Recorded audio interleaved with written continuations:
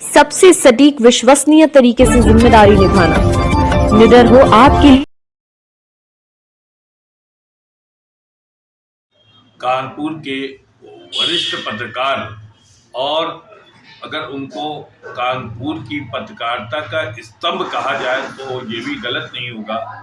विष्णु त्रिपाठी एक ऐसा नाम है जो पत्रकारिता की जगत में अपना एक महत्वपूर्ण स्थान रखता था, और जिस तरह से उन्होंने कानपुर के अंदर पत्रकारिता के क्षेत्र में एक अलग स्थान बनाया, और उसके बाद उनके जो शिष्य हैं उसी रास्ते पे चल रहे हैं, उनके शागिर्द उसी रास्ते पे चल रहे हैं। आज उनका जो देहांत हो गया यहाँ कानपुर प्रेस क्लब में, आज उनको भावभीनी श्रद्धांजलि अर्पित की गई है, और वो लोग जो उनको गुरु मानते थे आज यहाँ पर नम आंखों से उनको श्रद्धांजलि दे रहे हैं। सहार उड़ेगी आप।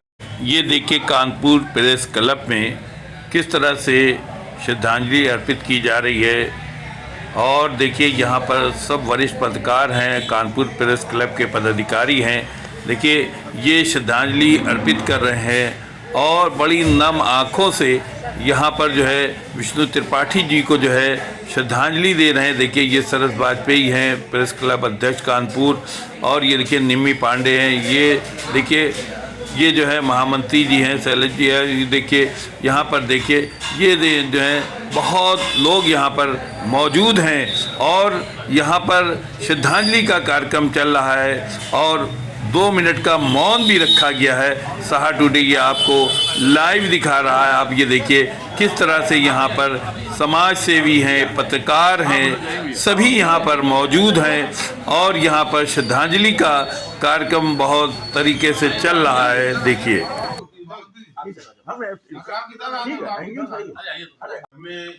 मतलब पिता जैसा स्नेह दिया, हमारे पिताजी के मृत्यु से, और उनकी एक बात आज हम जहाँ पे पहुँच पाए हैं, एक उनका संस्मरण सुना है शीलू भाई, कि हम जब स्वतंत्र भारत अखबार में करीब 1.5 साल की काल सेवा करने के बाद, उस समय काल सेवा शब्द बहुत चलता था, एक अखबार में गए तो हमारा इंटरव्यू विष्णु दादा ने ही लिया।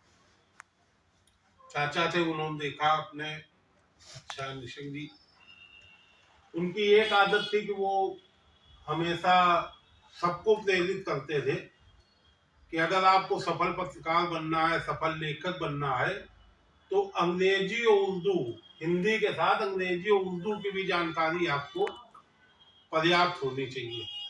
अगर वो नहीं है तो आप सफलता में आगे नहीं बढ़ सकते, सफलता के रास्ते पे। तो एक तो विष्णु त्रिपाठी जी जैसा नाम, सामने संपादक की कुर्सी पर बैठे, और हम गए तो हमको जाते ही अंग्रेजी का ताल दे दिया, बोले ये अपने ट्रांसलेट कर दिया।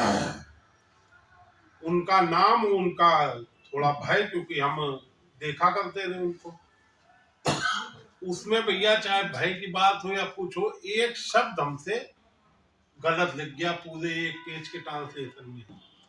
उन्होंने जब दिया उनको तो वहीं उनकी नजर पड़ी, उस पर गोला बनाया और बोले तुम कभी पत्रकार नहीं बन सकते, हम निशंक जी से बात करेंगे।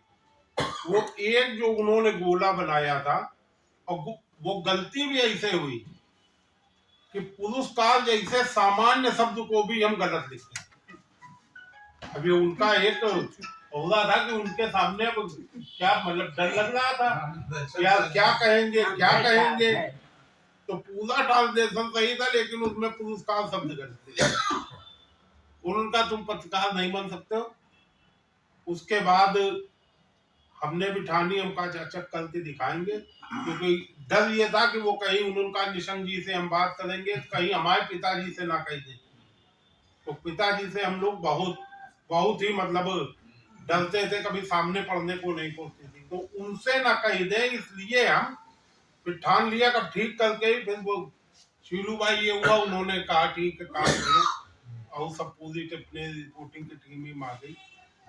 तो हम किसी न किसी बहाने से अपनी एक कॉपी उनके सामने धर जरूर देते थे कि वो देख ले कोई गलती नहीं। जब उन्होंने कह दिया नहीं ठीक है बेटा रोज ना दिखाया, तब हमने माना कि अब हम पत्रकार बनने लायक हो गए।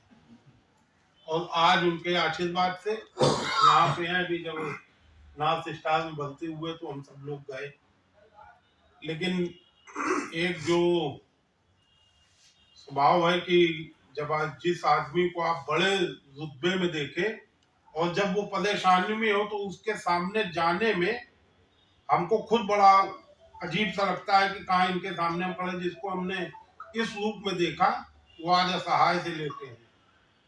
तो बस अस्पताल जाते रहे, सांत्वन से मिलते रहे, और उसने अचानक पता चला कि वो जब अस्पताल डिस्चार्ज होके आ गए तब तक हम लोग रहे उस दिन।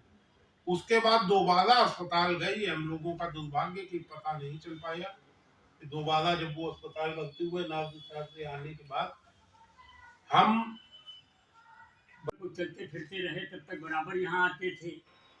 हम लोगों का बड़ा हमारे सबके ऊपर उनका बड़ा आशीर्वाद था। तो मैं समझता हूँ कि उन्होंने पत्रकारिता में जो आयाम प्रस्तुत किए कि जो त्याग की भावना से उन्होंने पत्रकारिता से कभी समझौता नहीं किया। उन्होंने कभी पैसे रुपये की चिंता नहीं की जीवन में। ये उनके पास रह के मैंने बहुत नज़दीक से देखा कि चूँकि उस ज़माने में 20 साल पहले सवेरे 10 बजे दिलीप शुक्ला आ जाते थे। उस समय दादा हमारे साथ थे, शैलेंद्र दीक्षित, रविंद्र जी, दिलीप शुक्ला जी, और बराबर यानी ये समझ लो कि हम सारे लोग मिलके बाहर, वो गोपाल का दुकान थी, चाय थी, बराबर हम लोग बहुत ही इतने मिलनसार थे कि कई बार तो हमसे बोले, निन्नी हम अंदर चल रहे हैं, ये चाय लेके तुम, हमने अच्छा आप चलो। तो यानी हमारा इन लोगों का इतना साथ था कि धीरे धीरे विनोद शुक्ला ने हमको भी दैनिक आज में भर्ती कर लिया।